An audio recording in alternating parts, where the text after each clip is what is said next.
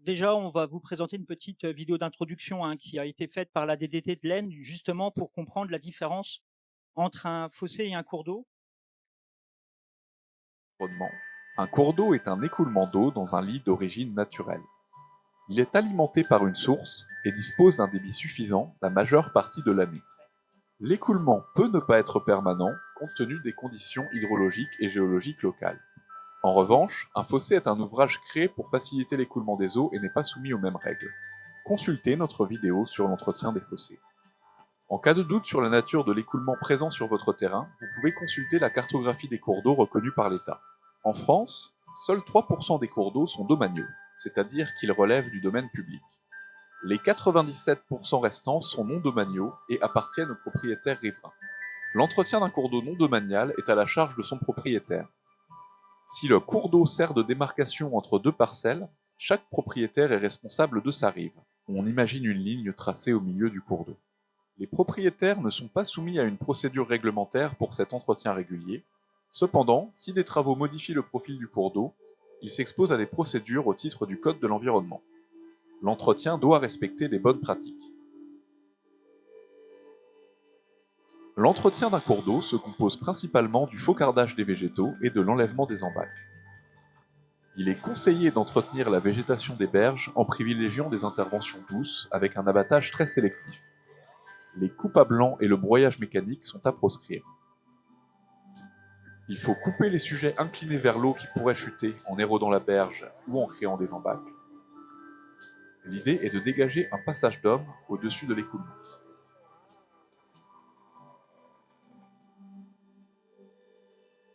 Il faut également éclaircir la végétation arbustive située au pied de la berge pour éviter une déviation ou une rétention de l'écoulement.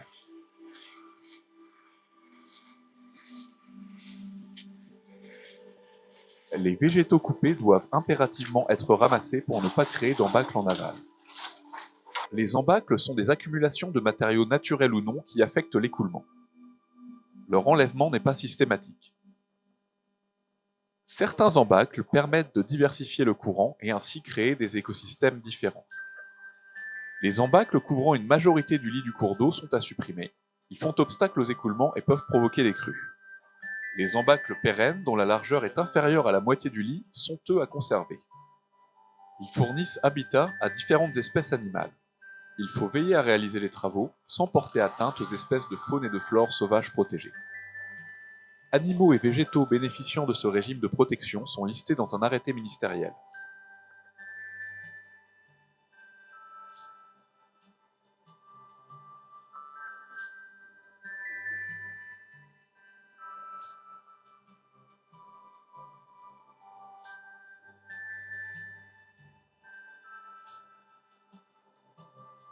Les cours d'eau à proximité des cultures doivent être bordés par une bande enherbée d'au moins 5 mètres. Elle permet de lutter contre l'érosion des sols et d'absorber une grande partie des nitrates et produits phytosanitaires des eaux de ruissellement. Une cartographie des cours d'eau pour lesquels une bande herbée doit être implantée, désignée BCAE, bonnes conditions agricoles et environnementales, est consultable sur Télépac ainsi que sur Géoportail. Les berges proches des pâturages peuvent être protégées des bêtes par des clôtures sur au moins 3 mètres. Pour permettre au bétail de boire sans piétiner les berges, des abreuvoirs empierrés peuvent être aménagés. Dans le cas contraire, les bêtes se nourrissent des plantes environnantes qui solidifient la berge. Les seuls végétaux qui leur survivent sont ceux qui poussent hors de leur portée, au-dessus de l'eau, et qui peuvent provoquer des embâcles à l'avenir.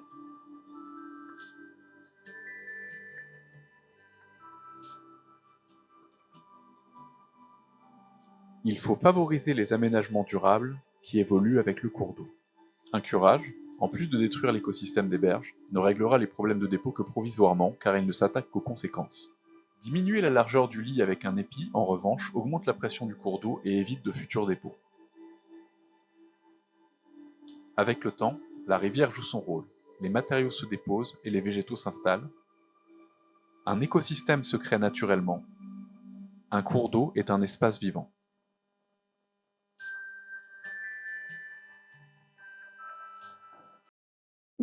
Oui, donc on va reprendre un petit peu ce qui a été abordé dans la vidéo et le remettre dans un contexte un peu plus local sur le département des Ardennes.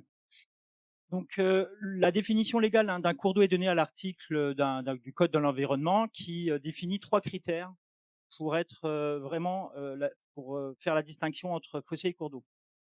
Donc, il y a le critère alimentation par une source, posséder un lit naturel à l'origine, un débit suffisant une majeure partie de l'année et un écoulement indépendant des précipitations.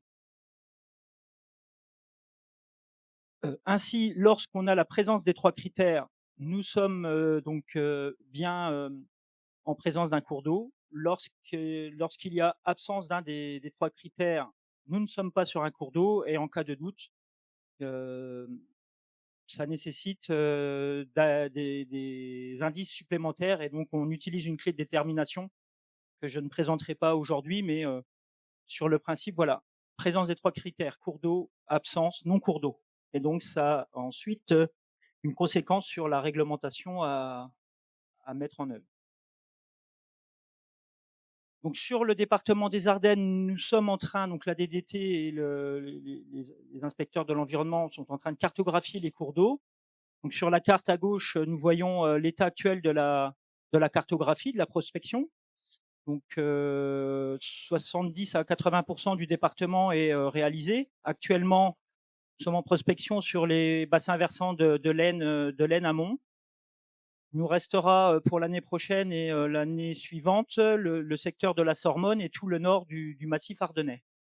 Cette cartographie des cours d'eau est disponible sur le site de la préfecture, donc sur les actions de l'État et cartographie des cours d'eau, avec une cartographie interactive qui présente dans le détail, donc vous pouvez zoomer, dézoomer sur la cartographie, donc cours d'eau, non cours d'eau, fossé, ou alors sont également référencés ceux avec des doutes et sur lesquels on revient systématiquement sur le terrain en cas de projet ou en cas de sollicitation de la part de pétitionnaires. Concernant la réglementation qui s'applique, donc elle est bien sûr différente entre un fossé et un cours d'eau. Je vais passer rapidement le synoptique, mais lorsqu'on a affaire à un cours d'eau, la seule demande que l'on fait, nous, en matière de réglementation, c'est de mettre un ballot de paille, par exemple, en aval des travaux pour éviter que l'ensemble de ce qui flotte dans l'eau n'aille potentiellement polluer un cours d'eau en aval. Ça, c'est la seule chose qu'on demande sur les fossés. Et ensuite, sur les cours d'eau, en fonction du projet, on peut donner donc on a un guide des cours d'eau qui est en réactualisation actuellement, qui vous permet de savoir quels sont les travaux qui sont contraints par la réglementation ou pas. Et sinon, ce qu'il faut faire surtout, c'est de nous solliciter pour avoir un technicien sur place, par exemple, et voir directement avec nous ce qui peut être fait ou ne pas fait.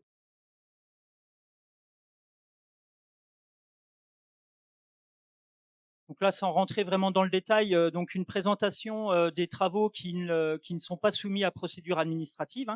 Donc le recépage sur les berges, suppression des embâcles et nettoyage des végétaux envahissants, et également atterrissement de ce qui se trouve au-dessus du niveau normal du cours d'eau.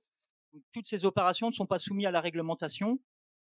Et c'était l'objet d'un travail avec la Chambre d'agriculture sur le nettoyage des drains de fossés, où on a reprécisé un petit peu les modalités. Alors très clairement, les sorties de drains de buse qui sont envasées, on estime que c'est de l'entretien courant et donc il n'y a pas de dossier à monter. S'il s'agit vraiment d'un surcreusement du lit, là c'est un peu plus conséquent et donc il faudra avoir un échange avec les services de l'État.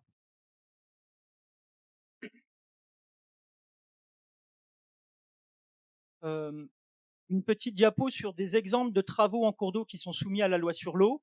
Donc le plus important, c'est ce qu'on appelle le recalibrage, c'est-à-dire une modification des profils en long et en travers des cours d'eau qui nécessite là un dossier de déclaration d'autorisation loi sur l'eau. curage important soumis à loi sur l'eau également, soumis à loi sur l'eau, remblai en lit mineur ou en lit majeur de cours d'eau soumis à loi sur l'eau également, défrichement de la ripisylve, alors là c'est un défrichement on va dire à blanc, il y a également une contrainte réglementaire. Une petite précision quand même, c'est que dossier de déclaration ou d'autorisation, pardon, loi sur l'eau, ne veut pas dire interdiction. Il y a des contraintes, effectivement, il y a un temps d'instruction, il y a un montage de dossier à réaliser, mais vous voyez, sur un dossier de déclaration, on est sur un délai d'instruction de 2 mois, ce qui fait que lorsque le dossier est anticipé et déposé à la bonne période, on peut très rapidement trouver un compromis, un accord sur des travaux qui se structurent dans le temps. Et bien sûr, pour cela, on ne peut que conseiller des échanges amont avec la DDT. Le but, c'est pas de faire du réglementaire ou de l'administratif pour de l'administratif. Si on arrive à trouver des compromis sur le terrain, alors c'est pas des compromis, c'est des manières de faire pour qu'on respecte directement la réglementation. On peut s'affranchir de certaines lourdeurs administratives, bien évidemment.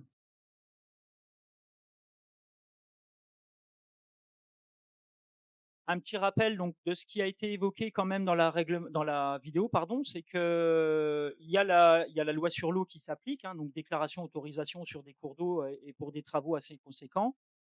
Et surtout forcément pour le monde agricole, la prise en compte des BCAE et notamment sur les cours d'eau, la BCAE bande tampon le long des cours d'eau. Et mais aussi le respect des haies et de certains boisements longs du cours d'eau. Donc voilà. Et enfin, je vous ai mis très rapidement, avant qu'on puisse passer à quelques échanges, le fonctionnement des services de la DDT. Donc le service eau et risque est géré par Madame Jonon, Justine, présente ici. Moi, donc, je suis le responsable de l'unité gestion des milieux aquatiques et humides. Donc service en charge de la police de l'eau. Et je vous ai mis sur la droite là les contacts des techniciens de l'unité qu'il ne faut pas hésiter à solliciter pour tout projet avant. Idéalement, c'est quelques semaines avant vos projets, de manière à ce qu'on puisse trouver un rendez-vous directement sur le site, qu'on en discute, qu'on vous dise à quoi vous êtes soumis ou non soumis. Et généralement, lorsqu'un dossier est bien cadré dès le début, on arrive voilà, ça déroule et ça suit normalement un bon protocole jusqu'à la fin. Donc voilà, j'en ai fini de la présentation. Si vous avez des questions, n'hésitez pas. Merci.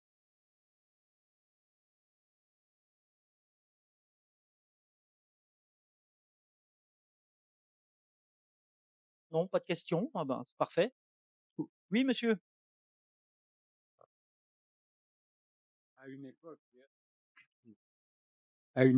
il y a eu des drainages de fait en surface importante et on ne peut plus faire de curage. Allez, donc on avait réalisé des fossés et on payait un surcoût aux associations pour que l'entretien de ces fossés soit fait et recuré. Donc, est-ce qu'on est en interdiction pour maintenir l'écoulement de ces drainages-là? Non, nous, en fait, la loi sur l'eau, elle n'interdit jamais rien.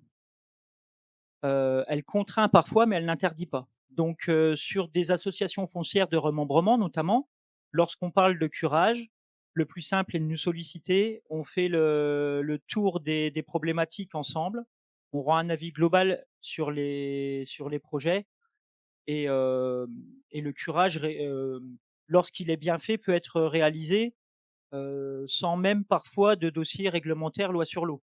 C'est-à-dire que lorsqu'on considère qu'il y a des volumes de boue ou une sédimentation anormale, on peut faire le curage. C'est toujours possible. Maintenant, ce qu'on demande, c'est ce que la vidéo évoquait, c'est que lorsqu'on cure un cours d'eau, on n'agit pas sur la cause, mais sur la conséquence. Et donc on demande régulièrement une réflexion plus large sur pourquoi ces cours d'eau ou ces fossés subissent une sédimentation anormale. Et donc il y a des études, la chambre d'agriculture par exemple, par ses techniciens, réalise des études au bassin versant pour comprendre tous ces matériaux qui arrivent anormalement dans les cours d'eau. Et donc là, on arrive sur des réflexions, des pratiques agricoles qui sont réalisées. Donc le type de plantation, d'occupation du sol à l'échelle du bassin versant pour limiter les phénomènes d'érosion. Et c'est d'autant plus important maintenant avec les aléas climatiques qu'on subit et les coups d'eau intenses et violents.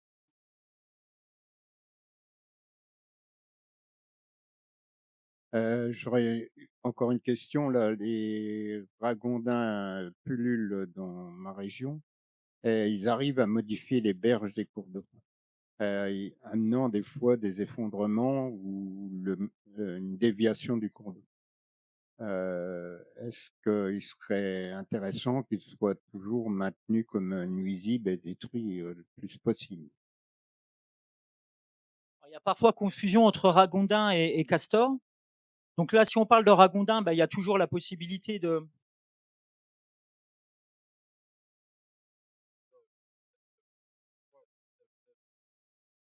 Alors non, il y a pas de croisement entre les espèces. Mais il y a principalement en problématique, vous avez le castor, le ragondin et le rat musqué. Donc ragondin, rat musqué sont des espèces chassables. Et donc là, faut vous orienter vers la fédération de chasse pour augmenter la pression de piégeage et limiter les effectifs sur les parcelles. Concernant le castor, c'est un peu plus compliqué puisque effectivement c'est une espèce protégée. Et donc là, on a un technicien nous qui est dédié spécialement au cas à la problématique castor qui se déplace. Et généralement, on trouve aussi des solutions, soit d'intervention sur le barrage quand il y a des conséquences de retenue d'eau et donc de zones inondées, soit effectivement il y a des protections individuelles aussi qui peuvent être mises ou des protections de berge. Mais sur les ragondins, rats musqués, ouais, la seule solution c'est de se rapprocher de piégeurs agréés.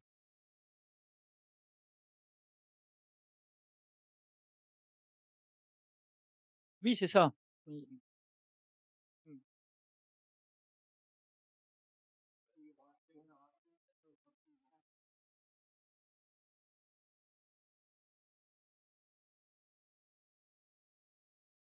Donc, vous n'avez pas parlé de l'entretien des haies le long des cours d'eau, alors que moi, dans ma région, il y a des cours d'eau qui sont bordés d'une haie et qui sont entretenus régulièrement par une association c'est le ruisseau de la Sauce, dans le Rotellois. Et c'est c'est fait donc tous les 2 ans environ, et ça, c'est très bien fait par certaines entreprises, dont celle qui a été choisie cette année, et que je tiens à faire la remarque que le travail a été très bien fait. Et pourvu que ça continue, bon, ça c'est suivi aussi par vos services, ça serait bien de surveiller le travail, qui soit fait consciencieusement, parce que ce réalisateur-là, il a fait la haie, mais les abords des haies, et ça maintient aussi la largeur des chemins et la bordure des fossés, qui ne soit pas envahie par des ronces et tout ça. Alors, l'entretien des haies ou de la ripisylve, c'est ce que nous on appelle de l'entretien courant. Donc ce n'est pas à la charge, enfin c'est pas une contrainte réglementaire, mais c'est fortement recommandé et conseillé. Donc on ne peut qu'encourager les dispositifs locaux qui aident les propriétaires riverains à se fédérer et à faire des opérations d'ampleur.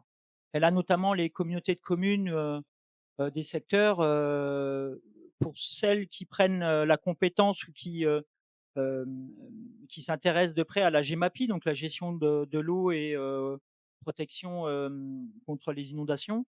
Voilà, elles arrivent à se fédérer, à faire des opérations groupées d'entretien de la ripisylve et des haies annexes à la ripisylve. Donc ça fait baisser les coûts forcément pour les riverains. Et puis surtout, ça permet de faire l'entretien courant. Et on le voit dans la majeure, dans les principales problématiques d'écoulement des eaux, c'est l'entretien courant qui est défaillant. C'est-à-dire que pendant des années, on n'a aucun souci. Donc les propriétaires laissent la végétation s'installer, laissent les embâcles se créer. Et forcément, en cas de gros coup d'eau, on a des bouchons, hein, des embâcles qui se forment, et donc des montées des eaux anormales.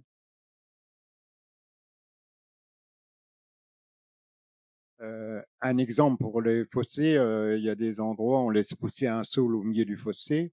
J'en connais, ils deviennent énormes, ils font 1 mètre de diamètre. C'est pas des cours d'eau, mais le fossé est complètement obstrué. Et donc, il faut bien différencier qu'un fossé, il a usage du passage de l'eau et non pas de faire un boisement.